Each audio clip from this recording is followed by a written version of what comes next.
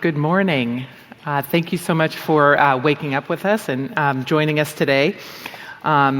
Welcome to Recent Advances in Cancer Care, New Paradigms, Novel Agents, and What It Means for the Oncology Nurse, Immunotherapeutic Approaches for Endometrial Cancer.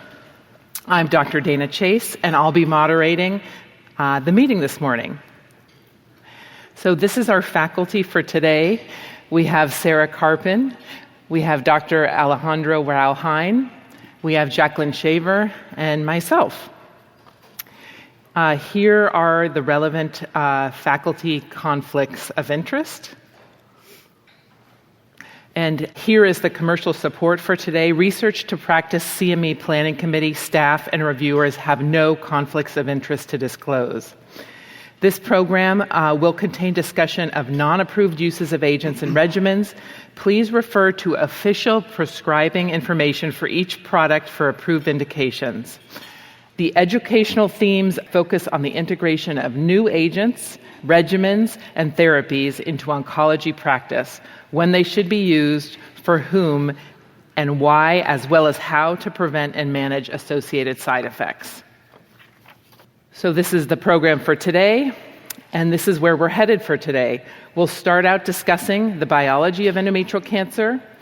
Then we'll talk about first-line treatment options for advanced or recurrent endometrial cancer, followed by the role of Lenvatinib and Pembrolizumab, and finish out with other nursing considerations in the care of these patients.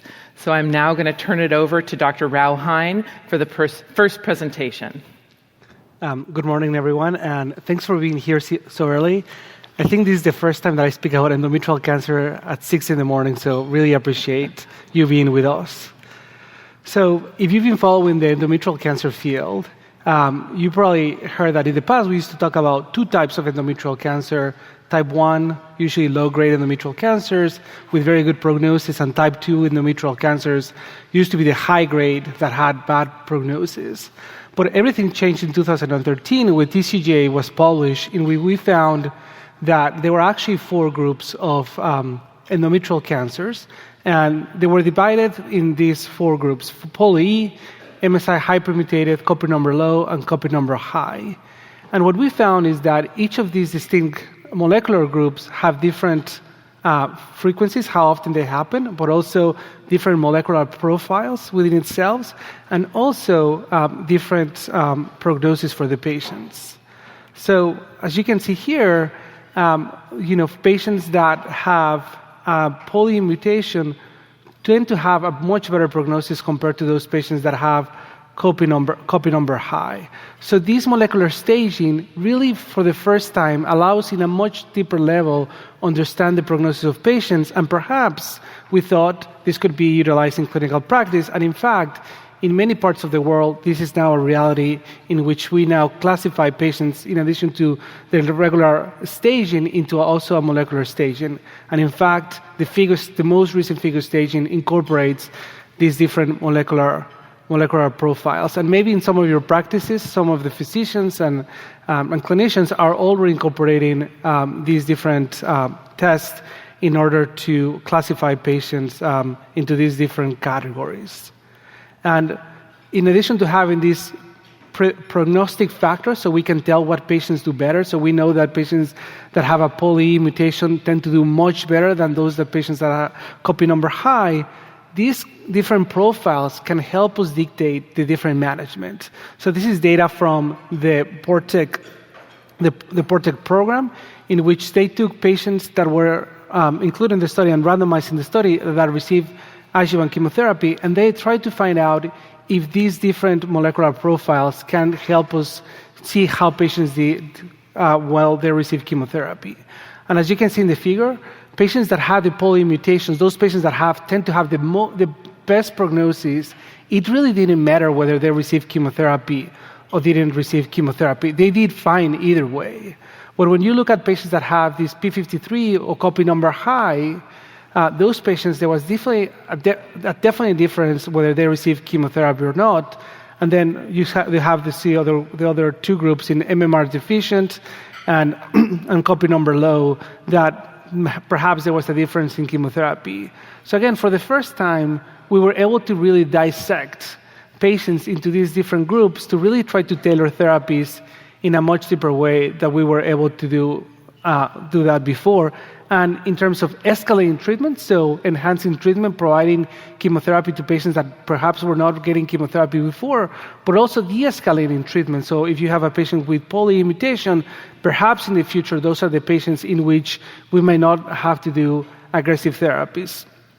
In addition to all of this, we now realize that those patients that have an MMR deficient tumors or high tumor burden, those patients tend to respond so well to immunotherapy that all of now it's really incorporated in the management in endometrial cancer, as I'm going to discuss in the next couple of slides. So just want to really highlight how transformational this molecular staging has been for endometrial cancer, and it's very likely that if you take care of patients with endometrial cancer, you're going to start seeing this in your clinics, if you're not already seeing it in your clinics. So just as a quick background, as a backbone for endometrial cancer, for the management, for many, many years, the management included carboplatin and paclitaxel. This is the trial GOG 209, that really a landmark trial that demonstrated that carboplatin and paclitaxel was non-inferior to the traditional 3-drug regimen of TAP. And again, for more than 15, 20 years, this is what we use. Carboplatin and paclitaxel for management of endometrial cancer. These are the outcomes that we saw in GOG 209. The patients had a median PFS of around 14 months, and the median overall survival was around 40 months. And there was really no movement in endometrial cancer until until we had immunotherapy. And to really understand immunotherapy for endometrial cancer, we need to understand mismatch repair deficiency. So the mismatch repair deficient system, what it does is really tries to find out if there's any alterations in the DNA and tries to fix it.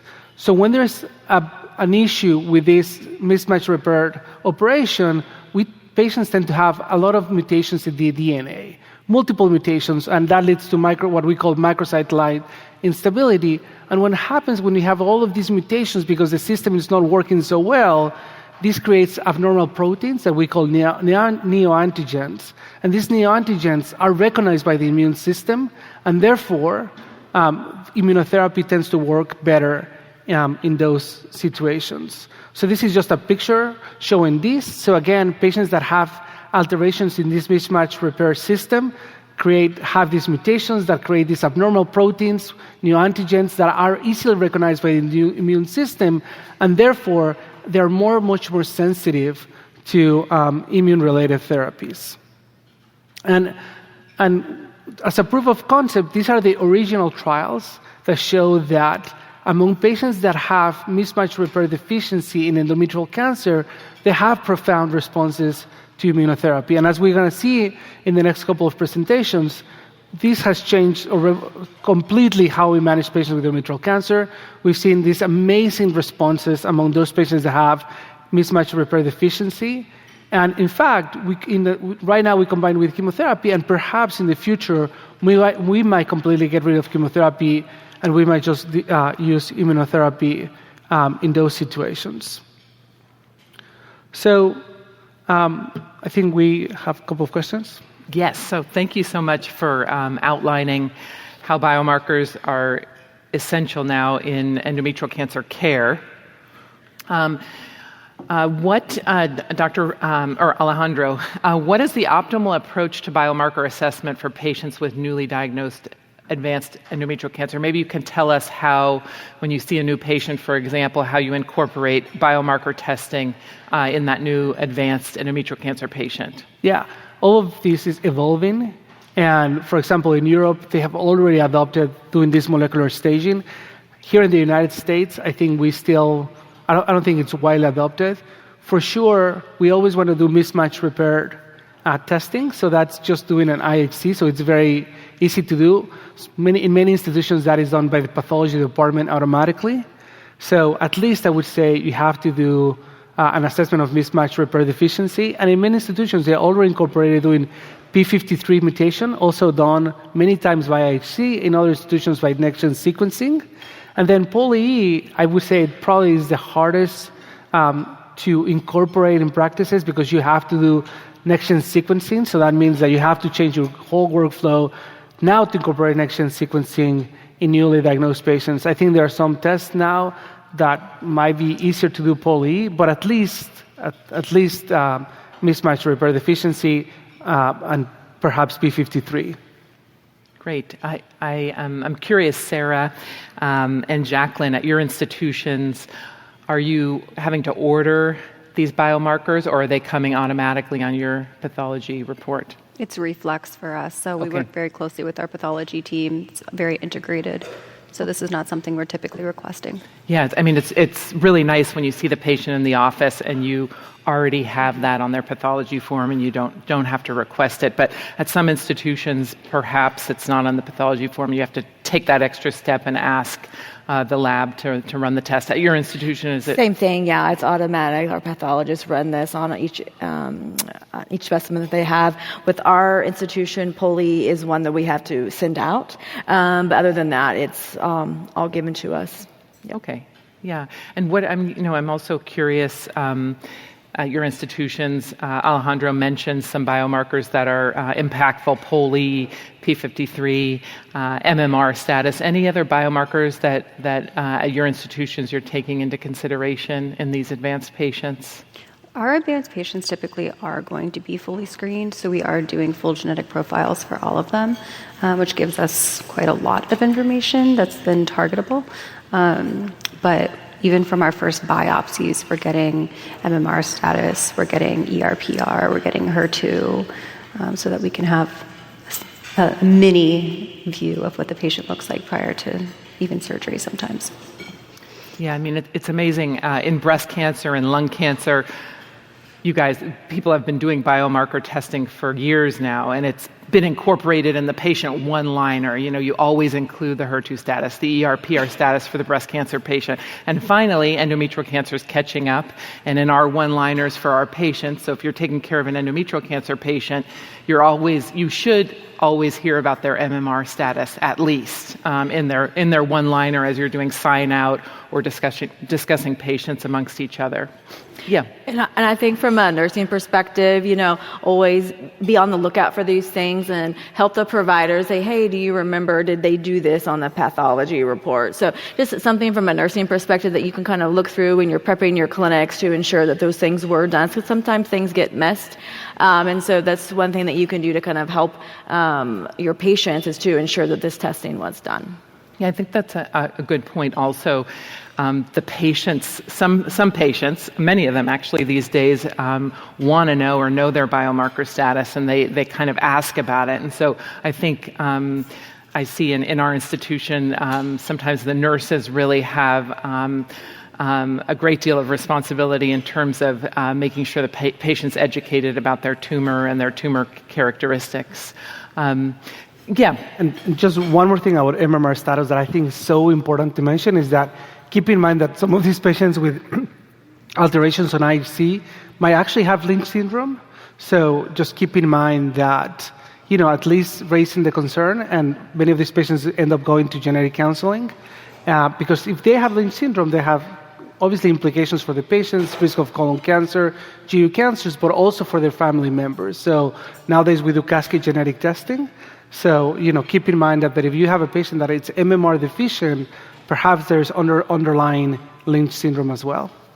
Yeah, very good point. I mean, the majority of patients that are MMR deficient do not have Lynch syndrome, but it's a screening test for Lynch syndrome. So, Lynch syndrome is a hereditary cancer syndrome. Women with Lynch syndrome are at risk for endometrial cancer and colon cancer and other cancers as well. All right, so now we're going to move on to first-line therapy for advanced or recurrent endometrial cancer. All right. So these are our objectives. So currently, we have some treatment options for patients with metastatic or recurrent endometrial cancer. And these are all three FDA approved based on these three trials: the RUBY trial, GY018, and DUO-E. DuoE also included pMMR patients or patients that did not have a deficiency in MMR, but the FDA indication is just for the dMMR patients.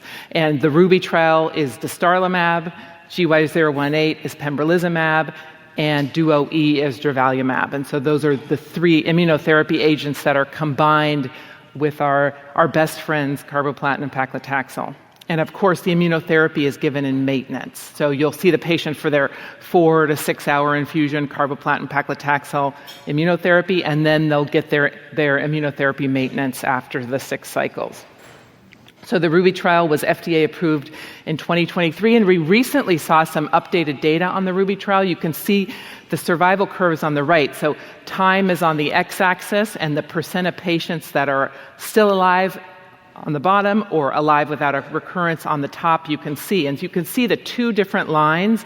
The top line is the patients that got immunotherapy, and the bottom line are the patients that only got carboplatin paclitaxel. And so you can see that top line, there's more patients that are alive without recurrence or alive without having died on the immunotherapy arm compared to the placebo arm. And so this was really impactful because you can see how those curves flatten out there.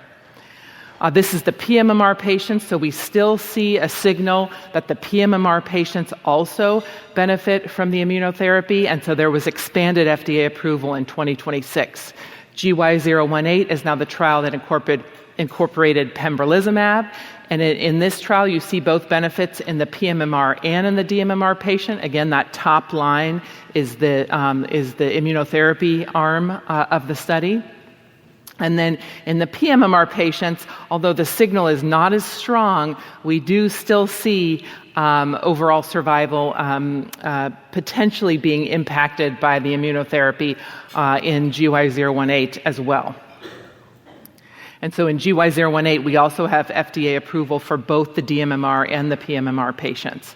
Now, the DuoE trial, a little more complicated. We're going to hear about that in the next presentation or so. This is durvalumab. Based on this trial, we got approval only in the dMMR patient population. This trial also included treatment with a PARP inhibitor, which I'm not going to go into right now.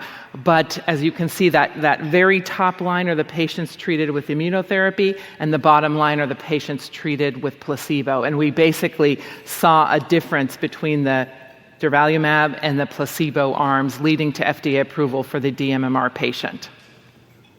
So this, we're going to have some time now to talk about the patient case. So this is a patient of mine. This is a 64-year-old.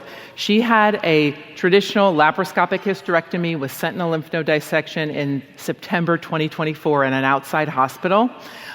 She was an early stage patient. She was a candidate for brachytherapy, so she got radiation after her hysterectomy, and she completed radiation in December 2024.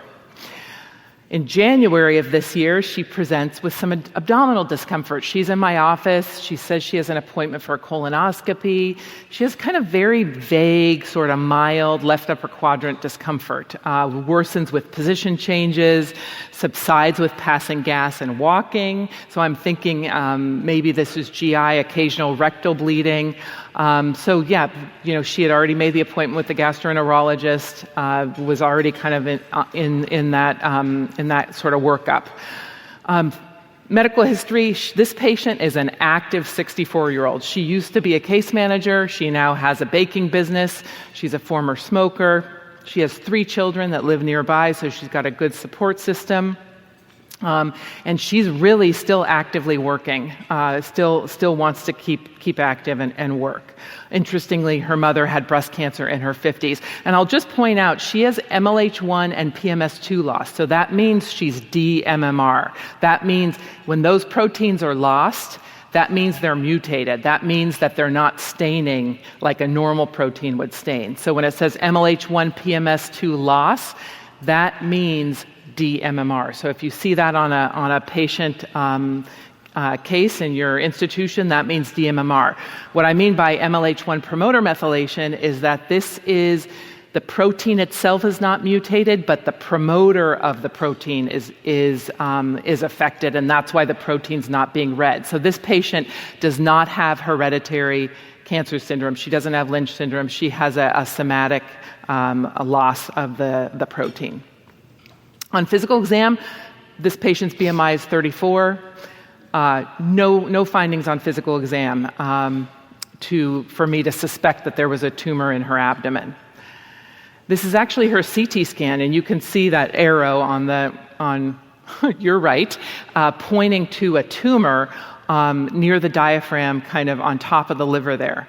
And that tumor is her cancer coming back, unfortunately. She also had moderate volume ascites, and there were several other new enhancing peritoneal nodules in her abdomen, compatible with peritoneal carcinomatosis. So unfortunately, this DMMR patient is having a recurrence.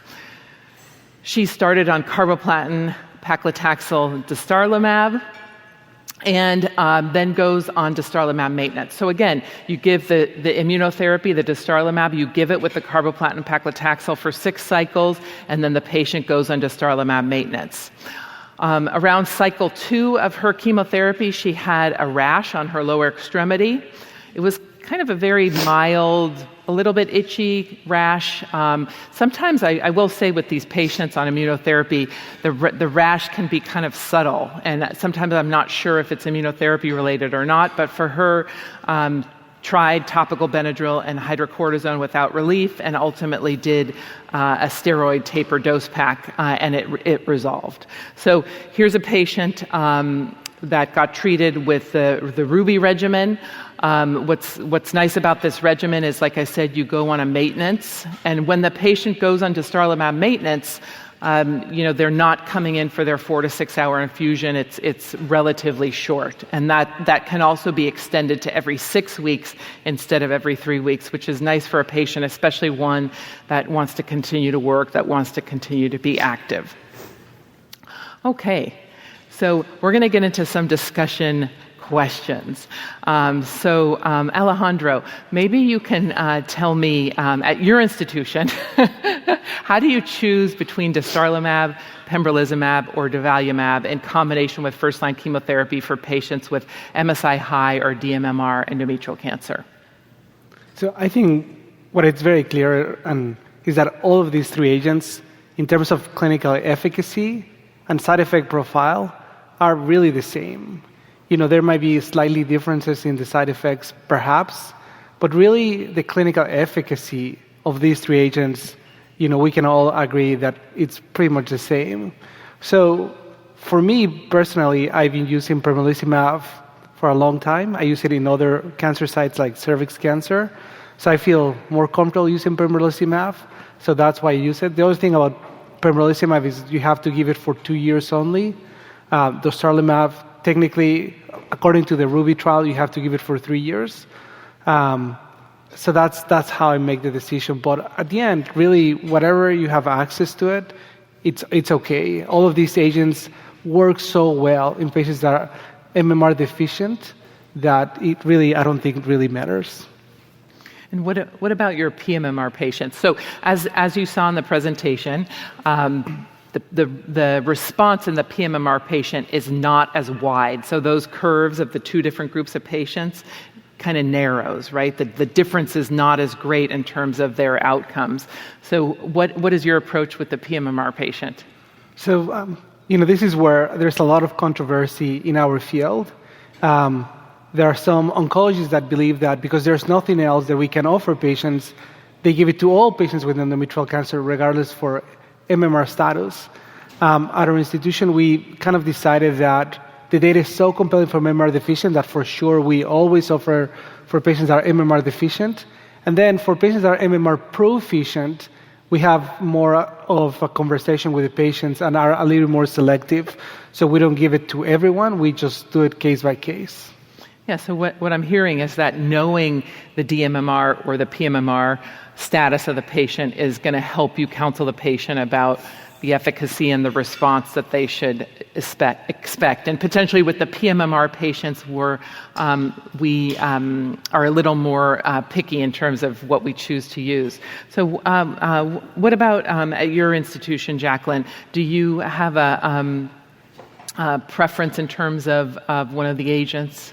We usually use Pembro. That's what we usually go to. Like you said, we're just more comfortable with that agent. And so most generally we use Pembrolizumab.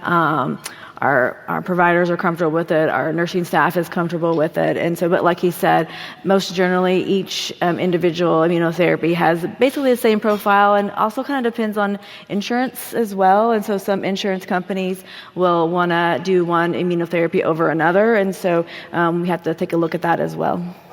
Yeah, and I didn't point it out in my talk, but there were some eligibility criteria that were different amongst the 3 trials. So, for example, on the Ruby trial, it included patients with uterine carcinosarcoma.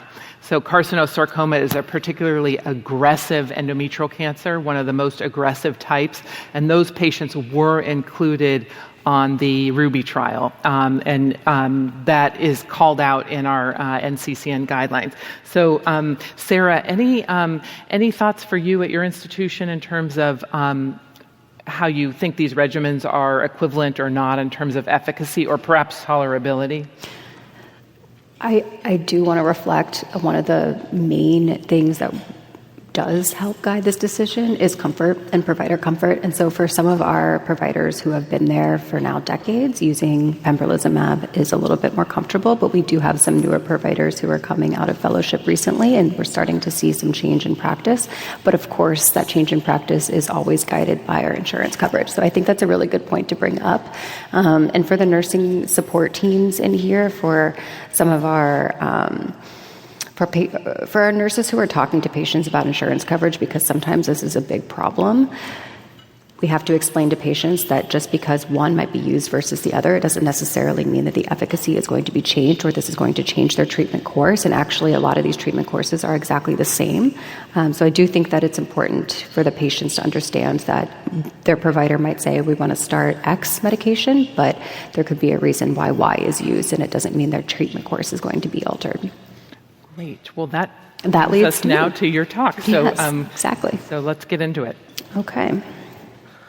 Wonderful. So we're going to be talking about tolerability and other practical considerations when using some of these agents in advanced endometrial cancer. So again, what are the AEs? What are the immune-related AEs? And how do we monitor for these? And how do we manage them in regards to our monitoring programs? How do we figure out, are these toxicities related to the immunotherapy or are they related to our chemotherapy? And then what are some absolute and relative contraindications to starting these therapies in patients, some with pre-existing autoimmune conditions, given that we're using an immunotherapy, and of course, solid organ transplant. So the majority of our patients who are on these immunotherapies have very mild to moderate side effects, and we actually are looking at them. About 40 to 45% of these are having side effects, but many of these patients, less than 1%, actually are not having, they're not actually having fatal events. These are mild symptoms. The most common side effects that we're seeing are our itises. So that's going to be our rash or pruritus, that's going to be diarrhea, colitis.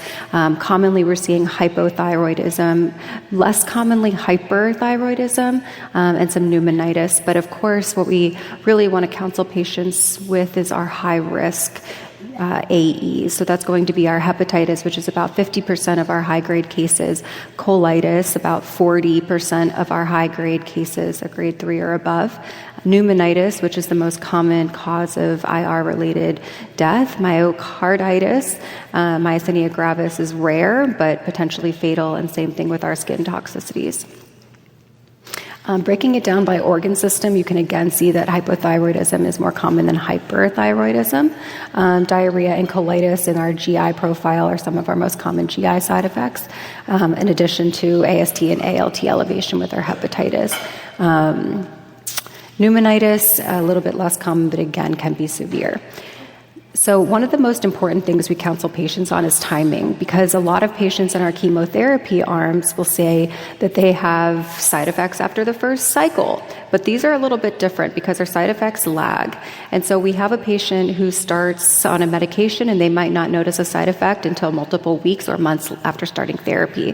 So our first side effect that we're typically seeing is our dermatologic side effects, like that rash we were talking about earlier.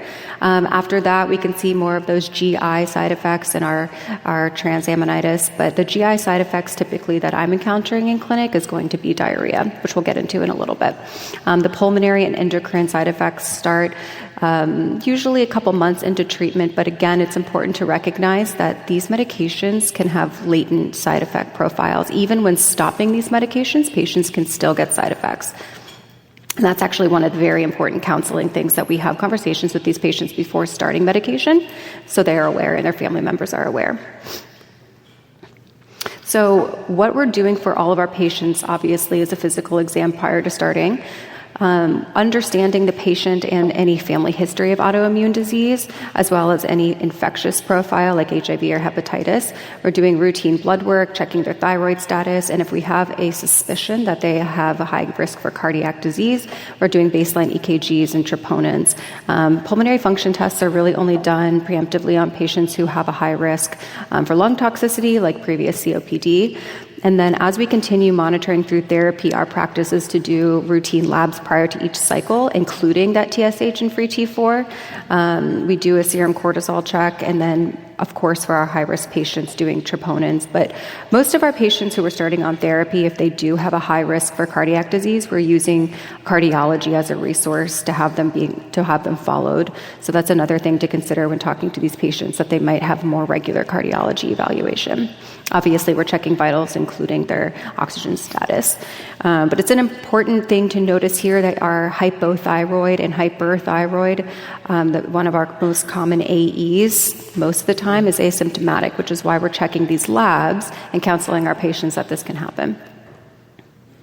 So our management is based off of our grading. NCCN has an excellent resource for grading.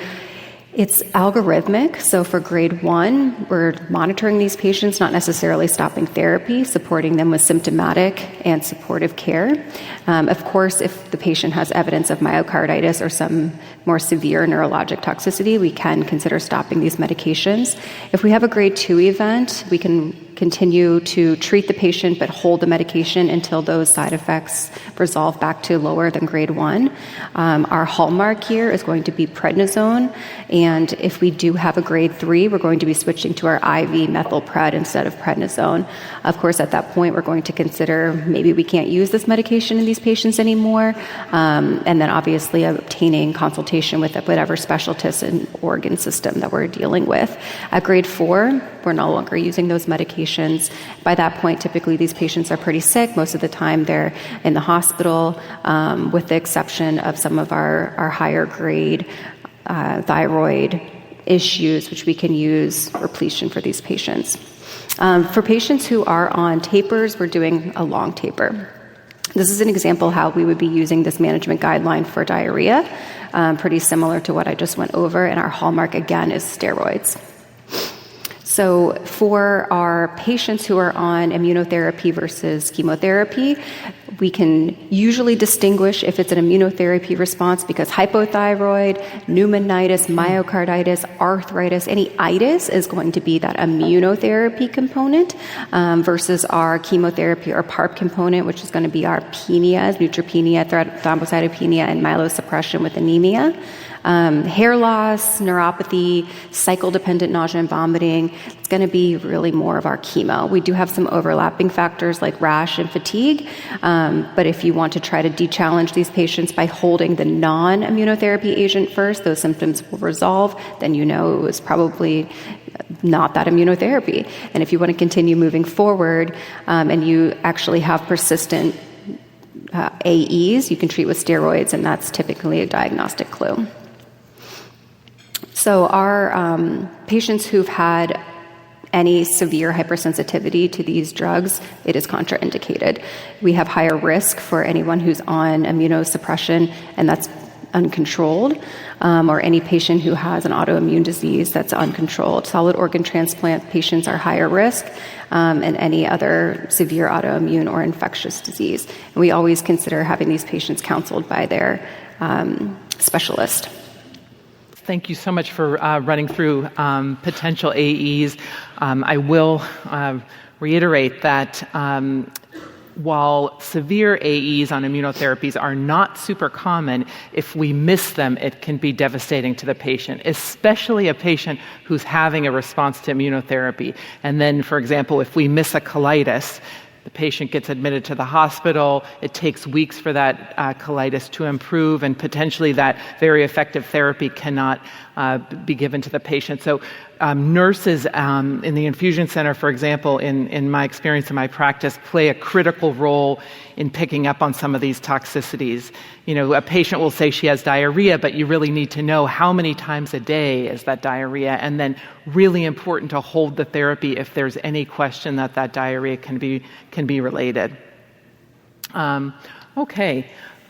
So let's get into potential benefits of PARP inhibition combined with immunotherapy in advanced endometrial cancer.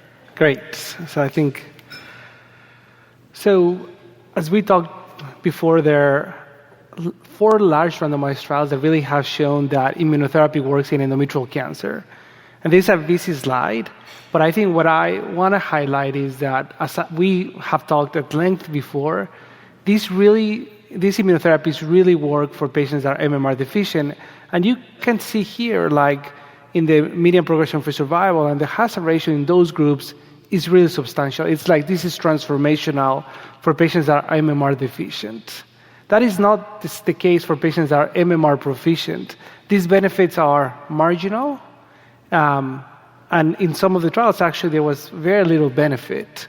So the question is, for these patients that are MMR proficient, that, by the way, is like 2/3 of the patients with endometrial cancer, is there anything else that we can do to prime them so the immunotherapy works better? So that is the question that we're trying to answer by adding PARP inhibitors.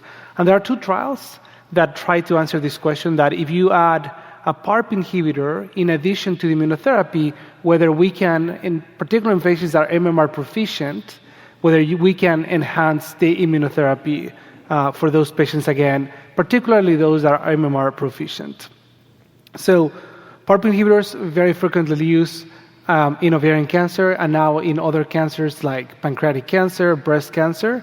But the way PARP inhibitors work is that we know that PARP is an enzyme that is really important to try to prevent DNA single-strand breaks. So when there is no PARP, when this enzyme doesn't work very well, you have these single DNA breaks that eventually become like double DNA breaks, and eventually the cell dies. So if you can inhibit PARP, you can cause these breaks in the DNA and potentially cause cell death. And when we see in ovarian cancer, for example, is that in patients that have a BRCA mutation, the whole system of DNA repair is not working.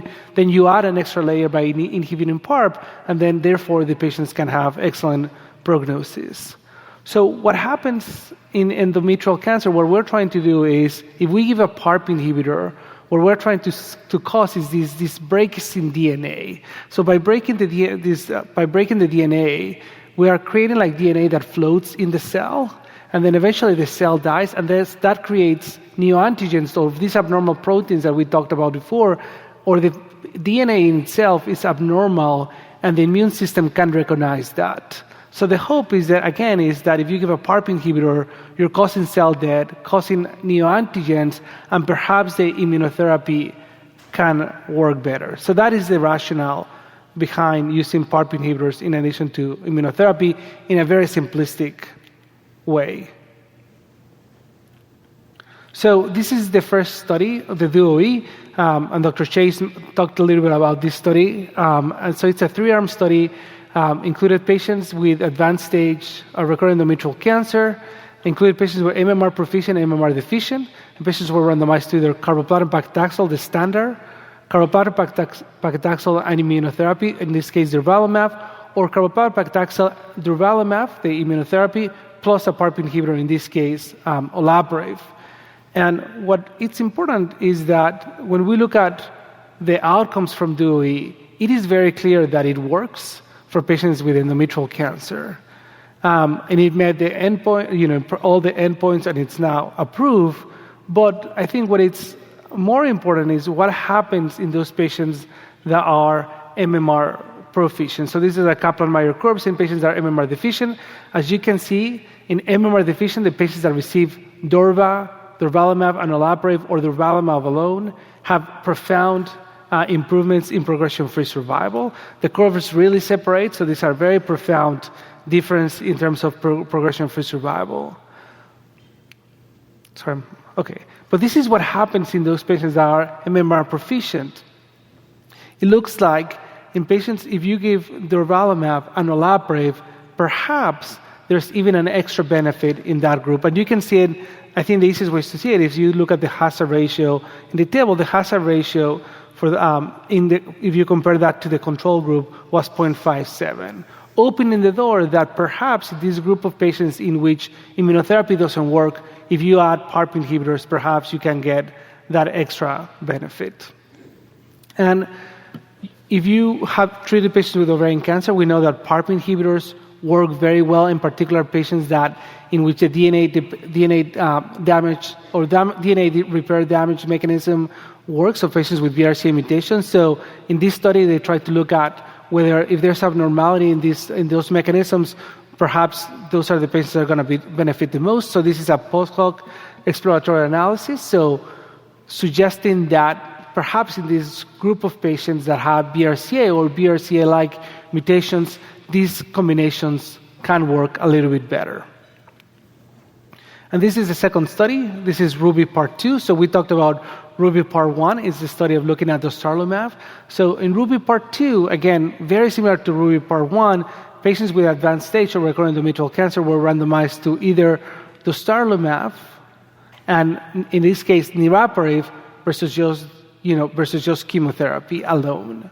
And what we found in Ruby Part 2 is that, again, overall, the study met the primary endpoint in terms of progression-free survival, but when they looked at the patients that were MMR proficient, this addition of a PARP inhibitor to immunotherapy seemed to have that extra benefit with a hazard ratio of 0.63 and a p-value that was 0.006, suggesting that, again, there's some benefit by adding a PARP inhibitor to immunotherapy. What I would say is that even these results, we have these results, they are definitely thought-provoking.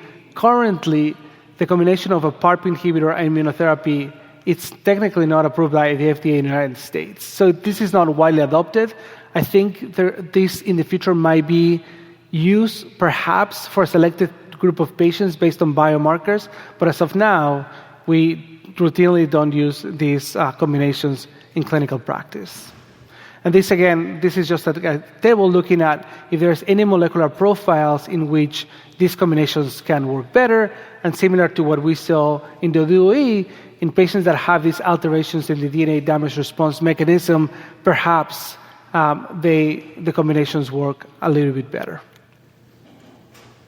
Okay, thank you so much. Yes, currently using a PARP inhibitor with immunotherapy in endometrial cancer it remains a little bit controversial. I'm curious, at your institution, are you? I know you guys participated in those trials. Are you using PARP inhibitors with immunotherapy? We participated in DOE.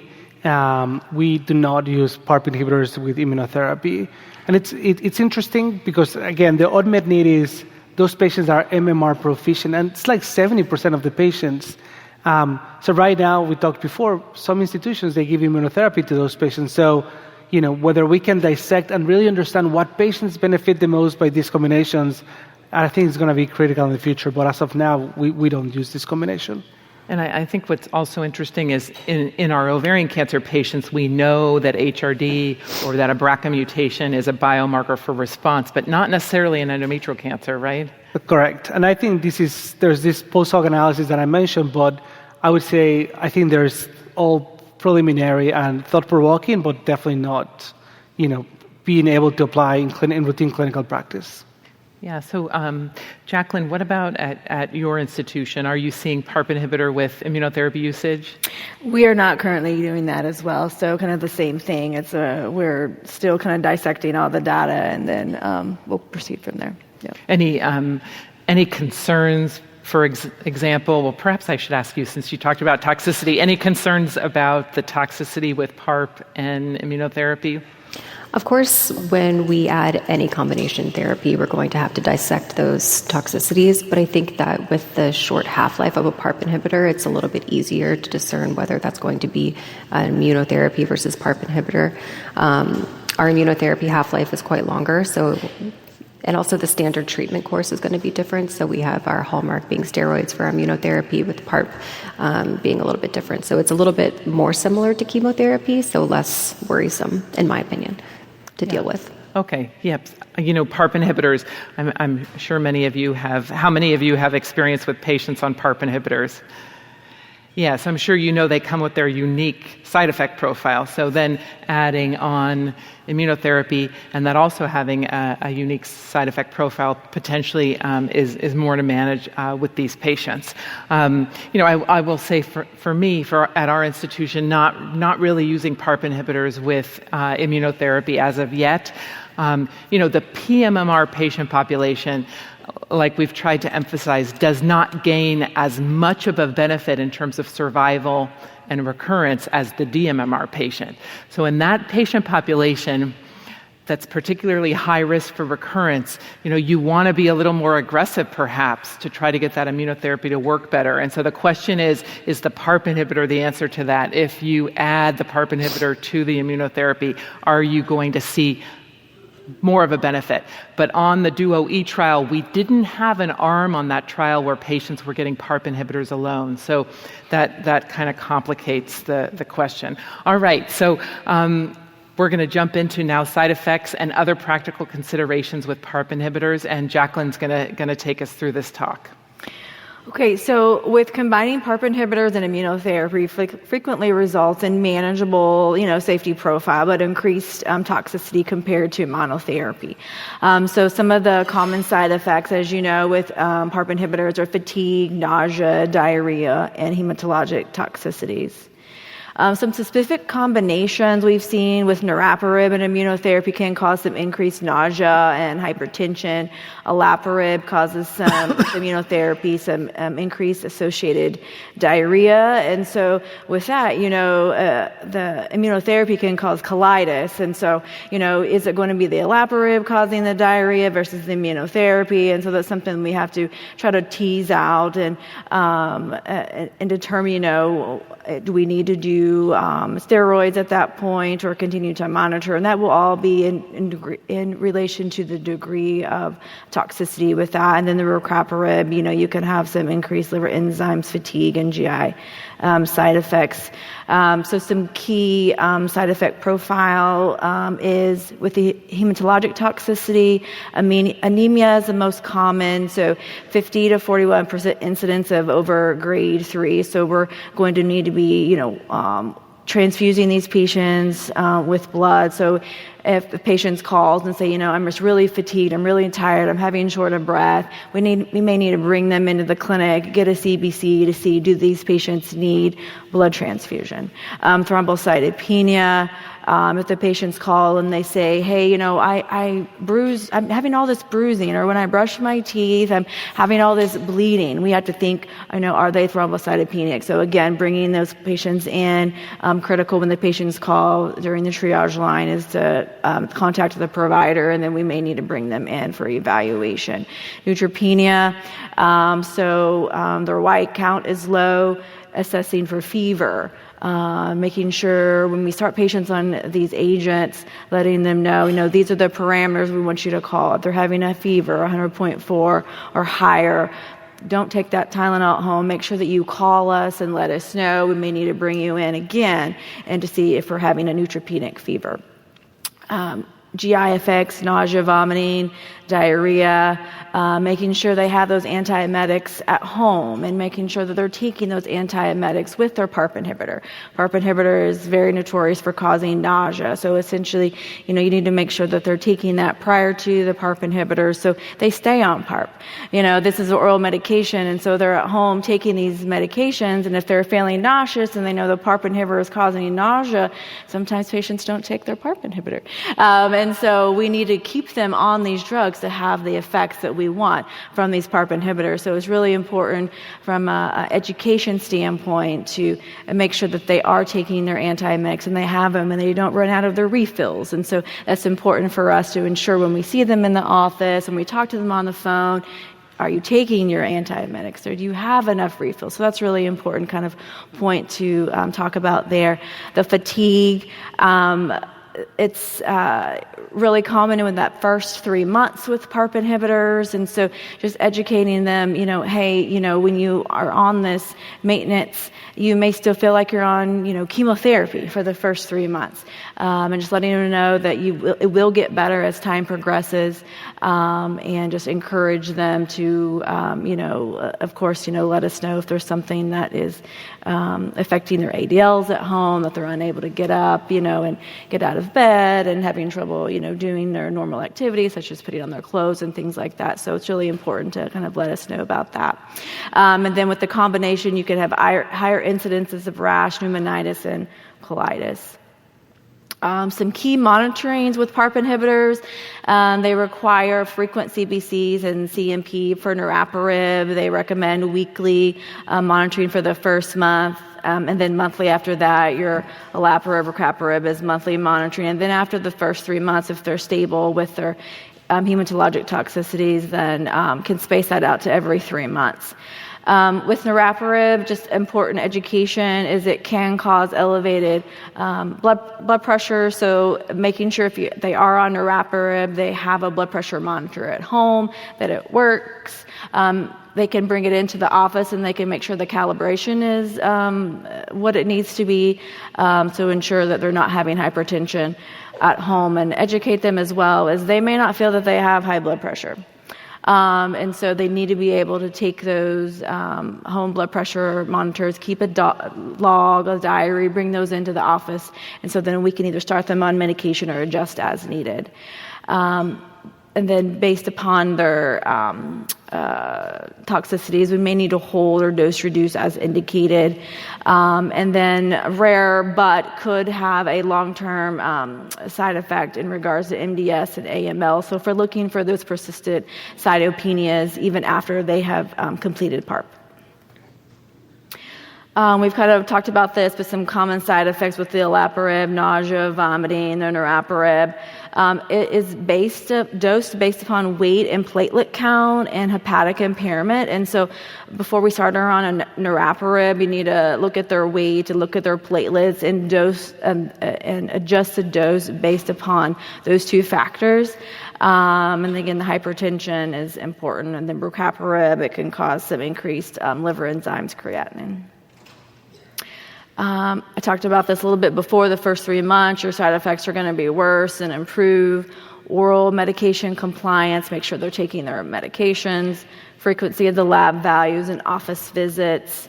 Again, taking the antiemetics prior to taking PARP, home blood pressure monitoring, and then reporting the symptoms to us as soon as possible. Some things I think is important also just to make sure that you educate patients about is get a pill organizer. So that they don't forget to take their pills. Make sure you have your antiemetics and the PARP inhibitor in the same pill organizer, so it just causes them to be able to be compliant with taking the PARP. Set an alarm on their phones. Make a calendar. Put a sticky note on your mirror, on your refrigerator, or something like that in your car to help the patients remind them to take their oral medications. Ensuring that they have the clinic phone numbers day and night to report those symptoms, and making sure the staff is adequately educated in regards to when the patient does call, what to do, when to call the providers, and given that patient education that they need. again, making sure they have refills on their supportive medication, blood pressure monitor, and also just remember the social needs of these patients as well, making sure they have support in regards to transportation, finances, mental health, nutrition, and then refer when appropriate. So this is a study, a patient of mine. She is a 57-year-old Caucasian female G2P2 with recurrent stage 3C1 grade 2 endometrial cancer. She has obesity, BMI of 45, and just some seasonal allergies. She was when she first presented, we were unsure if it was cervix versus endometrial cancer. She had a lower uterine segment mass, 4.8 centimeters, that was invading into the cervix, and she also had left parametrial involvement. So we got MRI and PET CT scan. And ultimately was treated with neoadjuvant cisplatin, whole pelvic radiation, and brachytherapy. She then underwent a robotic hysterectomy, BSO lymph node dissection in June of 19, followed by additional 4 cycles of Taxol carbo. She completed that in September of 2019. Unfortunately, she had a recurrence at the spleen. She had a splenic lesion about 2.3 centimeters and was placed on our DUO-E, our clinical trial. So she had Taxol, carbo, Durvo times 6 cycles, and completed that in December of 21. And at that time, her splenic lesion was about 1.2 centimeters. She completed DUO-E maintenance in December of 2024, and overall she tolerated pretty well with some persistent nausea that was controlled with antiemetics. At that time, her CT, her splenic lesion was 1 centimeter, so she had a little bit of improvement with her splenic lesion. We did a PET CT scan. She didn't have any avid lesions that were there, and we actually did some molecular and residual disease tests that was negative. So we couldn't find any circulating tumor DNA that was positive, and so that was great news for her, and really shows, with the addition of the immunotherapy and maybe for the PARP inhibitors that we have a really good response there. So she's currently in surveillance, doing well. NED, her CAT scan on April 17, she had a stable splenic lesion at 0.6. She's 5 years out from her initial recurrence. And so this goes to show you, the immunotherapy has really changed our recurrent endometrial cancer patients. When I first started, when someone was diagnosed with recurrent endometrial cancer, we all know that likely that we weren't going to survive, and now this patient is now 5 years out from her initial recurrence. So I think that's amazing. Amazing, yeah. Gosh, I mean, this is like an incredible success story. Yeah. I just want to mention, did you mention her biomarkers? Was she HRD or BRCA? She was not BRCA, and I think she was MRP. And I want to mention, those of you in the audience that have heard of BRCA mutation, the BRCA mutation is the mutation that causes hereditary breast and ovarian cancer, and it can be inherited, or you can have it in your tumor and not have inherited it. HRD is the personality of BRCA. It's kind of like if you have an issue with how you repair double-stranded DNA that causes this personality called HRD. Now, you can have HRD and not have BRCA. So you can be BRCA mutated or BRCA not mutated and have HRD. And HRD and BRCA we typically talk about in ovarian cancer, but in the setting of DUO-E, we also are considering it in endometrial cancer sometimes, although, like we said earlier, the biomarkers didn't pan out the same way potentially in the endometrial cancer setting. All right, so now we're going to jump into second-line endometrial cancer. And I'm going to talk about the role of Lenvatinib and Pembrolizumab in the management of second-line endometrial cancer. These are our objectives, and I'm really hoping that I can get to my case presentation. So currently, treatment of recurrent or second-line endometrial cancer means that the patient has had prior chemotherapy, meaning they got carboplatin paclitaxel with immunotherapy or without immunotherapy. Perhaps they got carboplatin paclitaxel with bevacizumab, or maybe they got carboplatin paclitaxel with trastuzumab, and now they're recurring. And currently, in the second-line setting, we can use immunotherapy. We talked about using immunotherapy in the first round of chemotherapy for the patient. We can now use immunotherapy also in the second line. So potentially for a patient who has had immunotherapy or has not had immunotherapy, we can use immunotherapy in the second line. So one option for these patients is Lenvatinib and Pembrolizumab. And there was a large phase 3 clinical trial that randomized patients called Keynote 775. Some of the patients, 1-to-1, half of the patients got Lenvatinib with Pembro, and the other half got physician's choice chemotherapy. So that was either doxorubicin or weekly paclitaxel.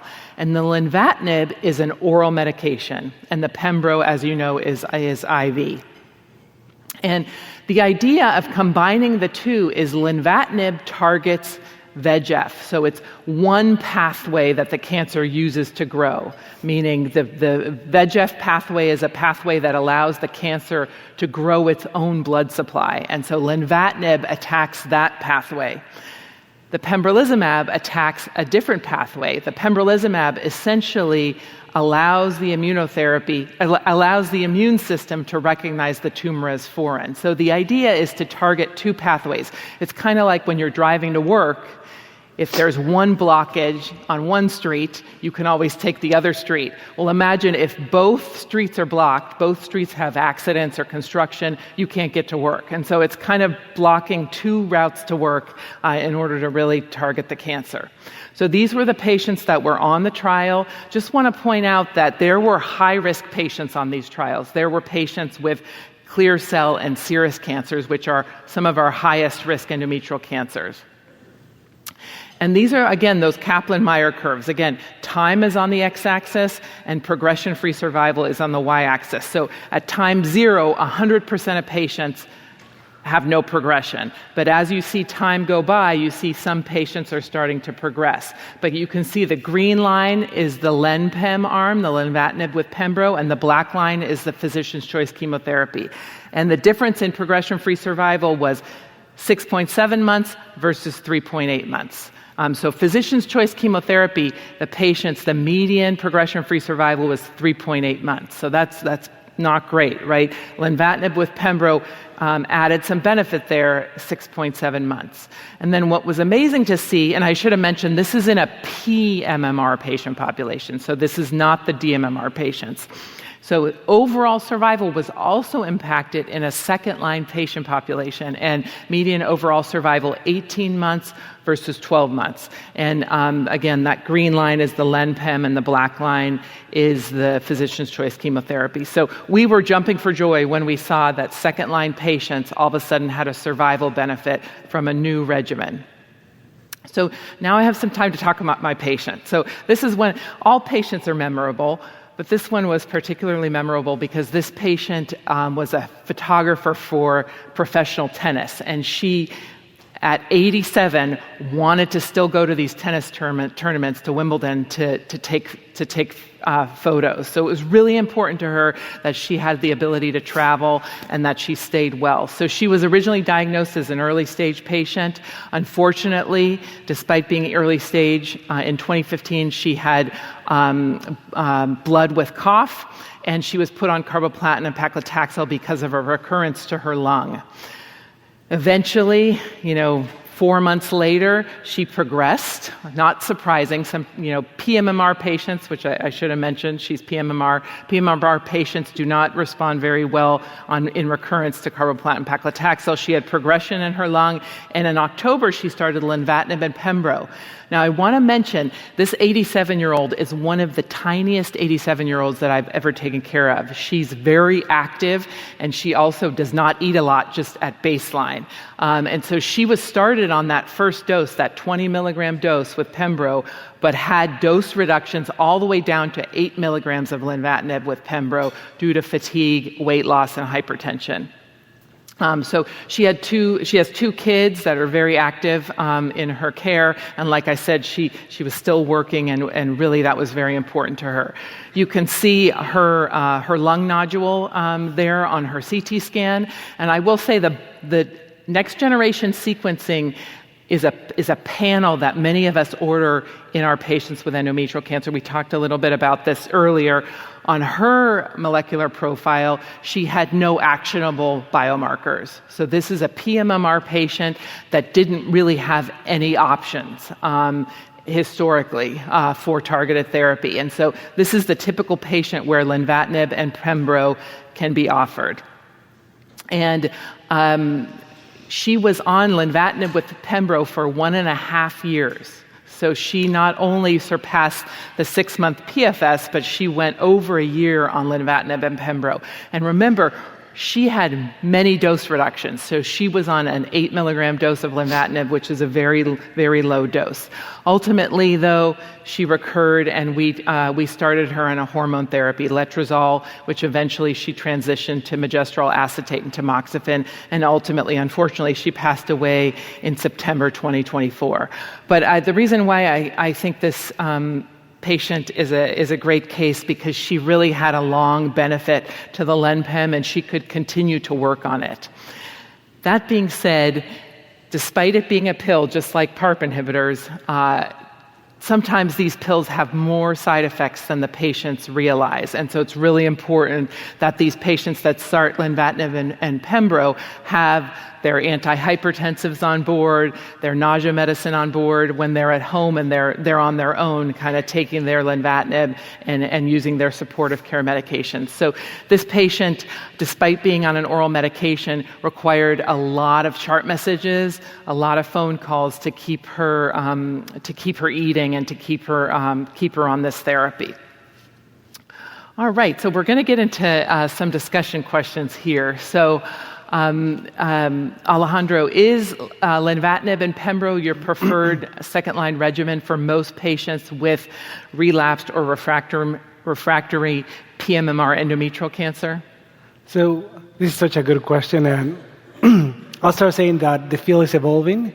We're having more novel therapies available for recurrent endometrial cancer. In the past, we used to have only single-agent chemotherapy, and that was it, in which the benefit is very, very, very small. But now, in addition to Pembro and Lenvatinib, we have, for patients that are HER2 positive, we have trastuzumab deruxtecan. So what I would do is, in this patient, I would order HER2 testing based on IHC, and if it's 3+ or 2+, those patients that benefit tremendously from trastuzumab deruxtecan. So those would be the two options. That I would consider. I think hormonal therapy for some patients that have low-grade endometrial cancer that are ER/PR positive, that are more fragile, I think hormonal therapy, it's a good option as well. The benefit is not as robust as what we see with perhaps as Pembrolizumab or trastuzumab deruxtecan, but it's just like the side effects are very, very manageable. And I would think that, I think in the next 6 to 12 months, we're going to have another antibody conjugates available for the second line in endometrial cancer.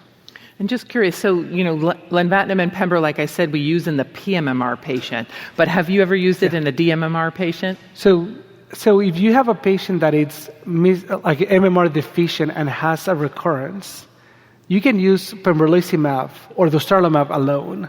You don't have to use it with Pembrolizumab and Lenvatinib. Actually, the original data for immunotherapy was in these patients that one of the slides I showed. So if I have a patient that is mismatch repair deficient and has a recurrence, I would probably just use immunotherapy alone and not with Lenvatinib, and to avoid the side effects. And the benefit is, I think, very similar.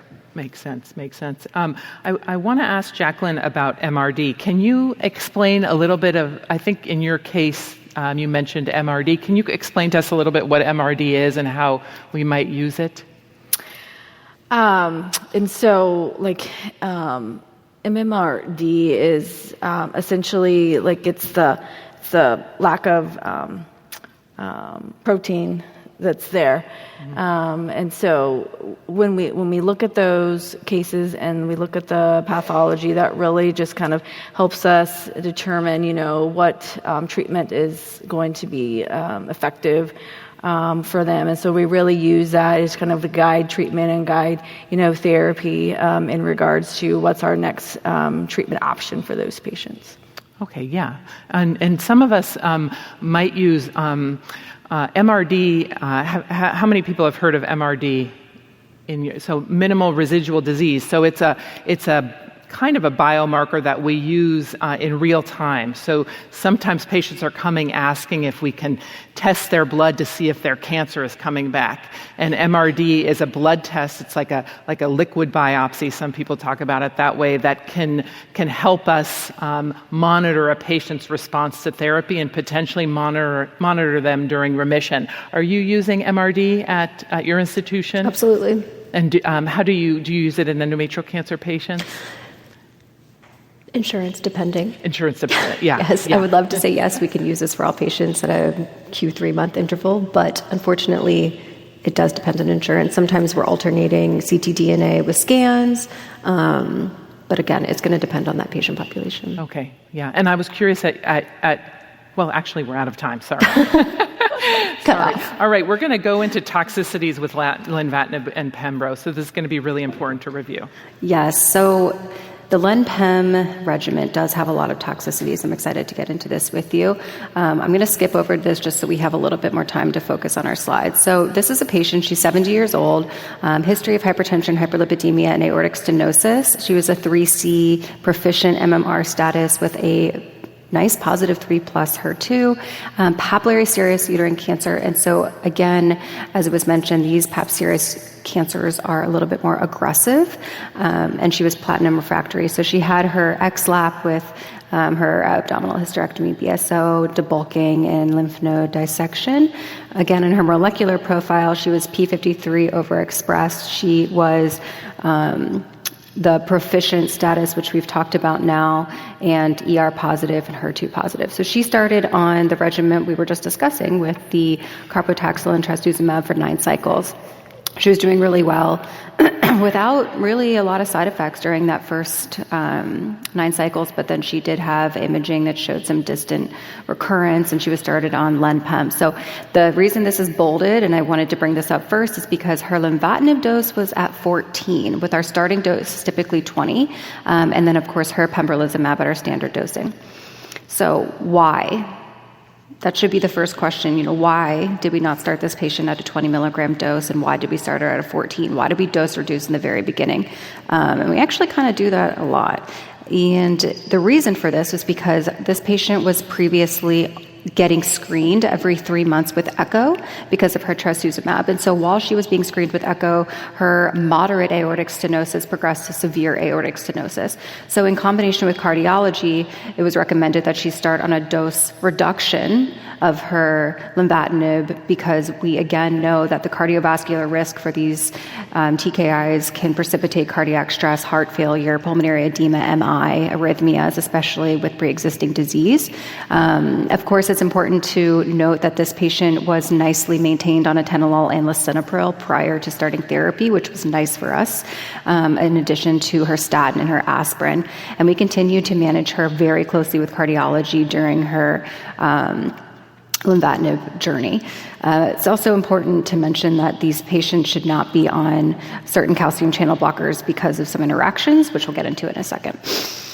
So, our clinical trial data and our real-life data does show that many of these patients, the majority of these patients, are having AEs, especially with our Lenvatinib cohort. Typically, about 2 months, these patients experience a dose reduction, and the majority of these can be hypertension. So hypertension management is something that we're talking about with our patients at every visit prior to even consent. We're talking about this. So it's important that these patients and their family members are aware of this, in addition to their PCP and their cardiovascular team, if they have one. We're monitoring their blood pressure. The patients all have blood pressure cuffs at home. First-line therapy is going to be the ACE inhibitors or the ARBs, and again, we're avoiding calcium channel blockers. GI toxicities are pretty common. About 50% of our patients are going to have GI toxicities, with diarrhea being the most common.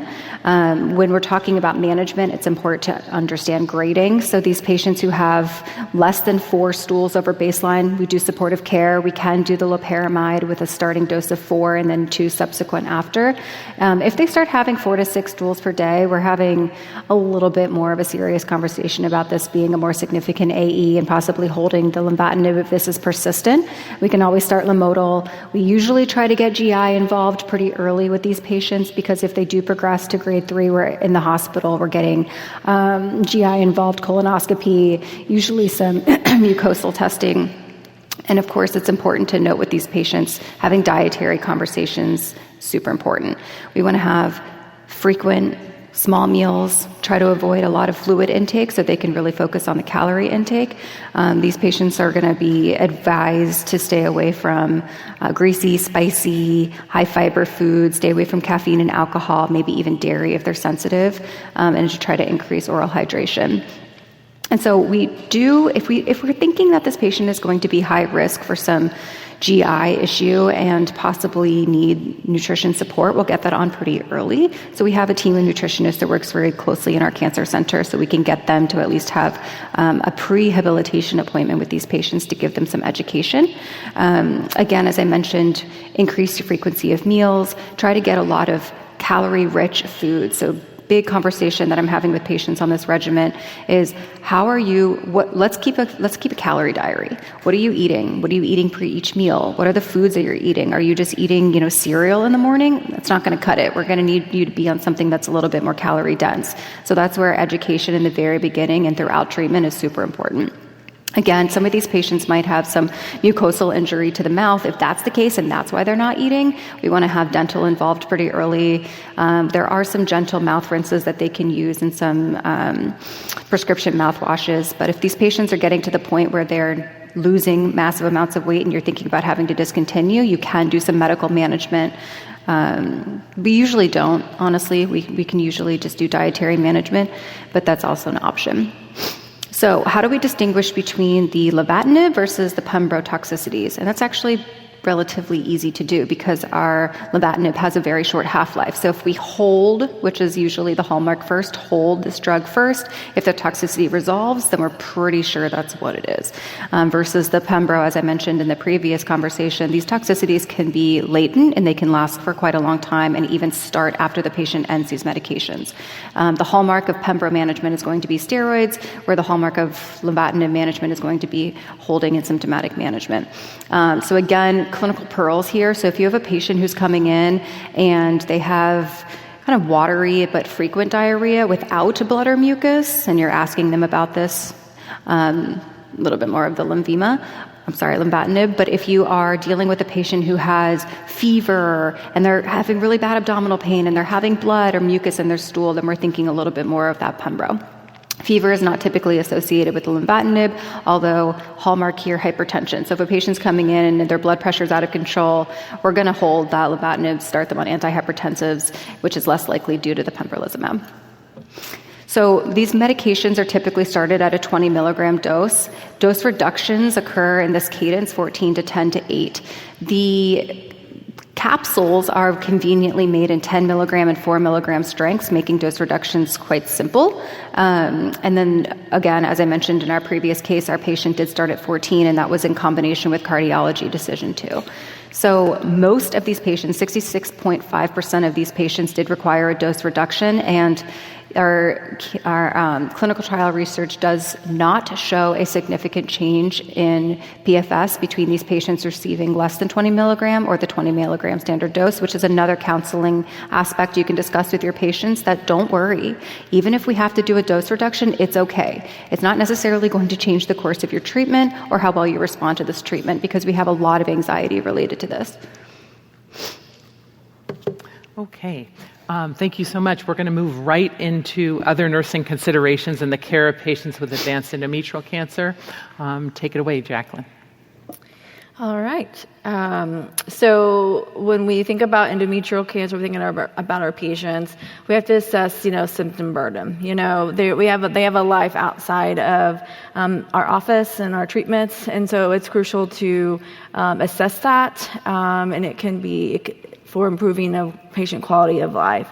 The symptom burden assessment can guide supportive care, optimize treatment, and can directly impact prognosis, functional status, and treatment adherence. So in regards to improving quality of life, the systematic assessment allows a clinician to identify and manage symptoms such as fatigue, pain, sexual changes, and psychological distress. In regards to guide treatment discussions, monitoring symptom burden allows for timely interventions, preventing premature treatment termination, and ensures better adherence to therapy. Identifying those recurrence and progression early, monitoring for those symptoms, educating patients about signs and symptoms of disease, and it allows us to tailor supportive care and making sure we refer them to palliative care or other supportive services when needed. So some key symptom areas to monitor, so physical pain, are they having pain? Is their pain managed? Do we need to increase their dose of their pain medication? Fatigue, are they sleeping like they should?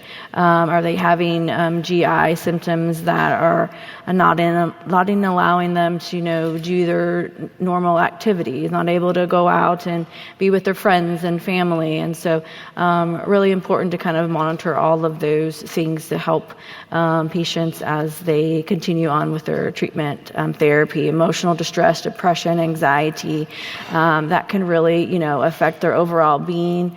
And so we need to make sure that we're not only addressing the cancer, but all the other emotional comorbidities that come along with having a cancer diagnosis.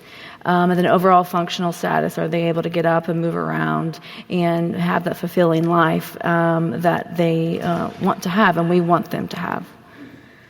So optimal timing for early palliative care and advanced endometrial cancer is within that first 8 weeks of diagnosis.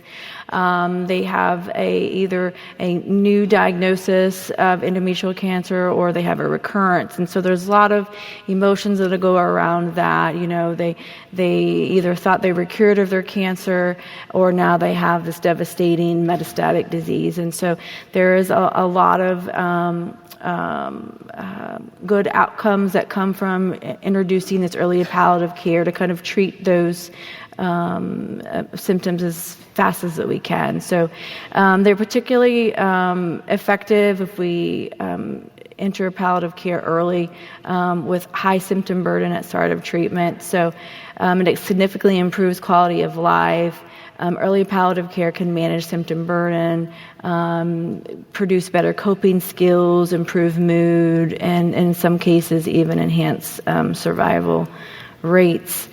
So the impact on quality of life and clinical outcomes, rapid symptom relief, so they're really good about getting in there, and palliative care can manage all of those other side effects that they're having from treatment or their emotional distress, enhance psychological well-being, improve patient empowerment, and potentially keep them out of the hospital, so lower care intensities. Depression is pretty prevalent in our advanced endometrial cancer population, exceeding 40 to 50% in some studies, measuring emotional distress coupled with obesity and poor sleep. So if these patients who have this depression, they're more likely to be obese and have poor sleep habits. Advanced disease increases the risk of major depression episodes up to 3.5 times to the general population, and often peaking around diagnosis and treatment. 47% of endometrial cancer survivors experience depression and mood as well, up to 64% reported anxiety. The mental health disorders increase with stage of cancer. So the higher stage of cancer you have, the higher risk that you're going to have a mental health disorder with depression or anxiety. Obesity, again, higher rates of depression and lower quality of life.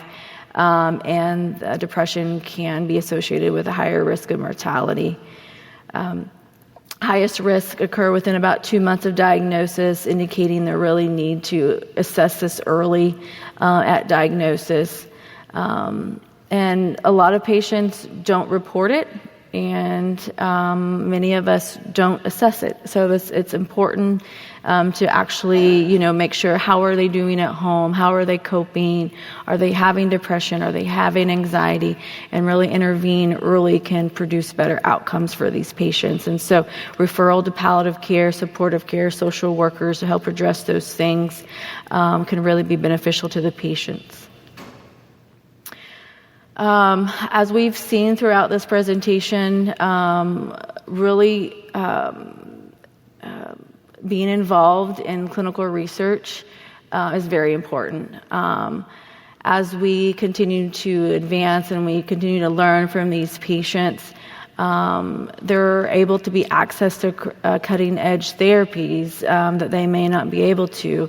And so it's really important to educate those patients that there are clinical trials out there, and then we think that these drugs are going to work in your particular situation, and you could see benefit that other patients who are not on clinical trials could have. Treatments may be more effective, they could or could not be less toxic, and when you're on a clinical trial, that you really see personalized care, lots of communication with the patients and the providers, the research team, to ensure that those patients are taken care of. Even the office visits are a little bit more frequent, and that's because we want to ensure that those patients are taken care of and all the toxicity is addressed. And so some patients are hesitant to go on a clinical trial because they don't want to feel like they're a guinea pig, but just educate them and saying that they're not a guinea pig, and that we are here to hopefully improve your outcomes. And being on a clinical trial can do that. So, and then, it will help future generations and future patients that they may or may not see a benefit from this, but your future patients may seek that. So, a little case study here. So this 66-year-old patient, last seen her GYN with the birth of her last child. How many times have we heard that? Divorce, lives alone. She reported some postmenopausal bleeding, went to her PCP, and then again referred to GYN. Her transvaginal ultrasound showed a stripe at 53 millimeters. Endometrial biopsy did show this endometrial cancer, high grade. She was referred to us. CT scan revealed a 2.2 centimeter right pelvic lymph node. She underwent hysterectomy and was diagnosed with this 3C UPSC, so uterine papillary serous carcinoma, so one of our high risk endometrial cancers that usually do a little bit more poorly with treatments. At her first post-op visit, she expressed some worsening depression symptoms. She had stopped taking her antidepressant several years ago, but was not having any suicidal or homicidal ideations, and we restarted her on her paroxetine. She started on chemotherapy, Taxol, Carbo. At her pre-chemo visit, after cycle 2, she reported grade 2 fatigue, insomnia, loss of appetite, losing weight, and was just exhausted and didn't want to continue chemotherapy. And at this point, her symptoms could be from chemotherapy, but also she has a history of depression. And so really assessing the depression part was key to this patient. She admitted that the paroxetine that we started her on really wasn't helpful to her. And so we then referred her to our supportive care team and had some counseling and medication adjustment. Ultimately, she was switched from paroxetine to mirtazapine, which can also help with some depression, also with some loss of appetite. Subsequent cycles, she was better tolerated and her appetite improved and was sleeping better. She had more energy and was able to complete her 6 cycles of chemotherapy. So addressing not only the chemotherapy side effects, but also the mental health is really important, as we need to remember when we're seeing those patients and address those things as they come and make some medication adjustment as needed, and then refer as well to get those patients the help that they need. All right. Thanks so much for sharing that patient with us. On behalf of Dr. Neil Love and the Research to Practice team, thank you so much for spending your morning with us. Thank you to our amazing presenters and for the awesome discussion. And I hope you have a great rest of your meeting. Thank you so much.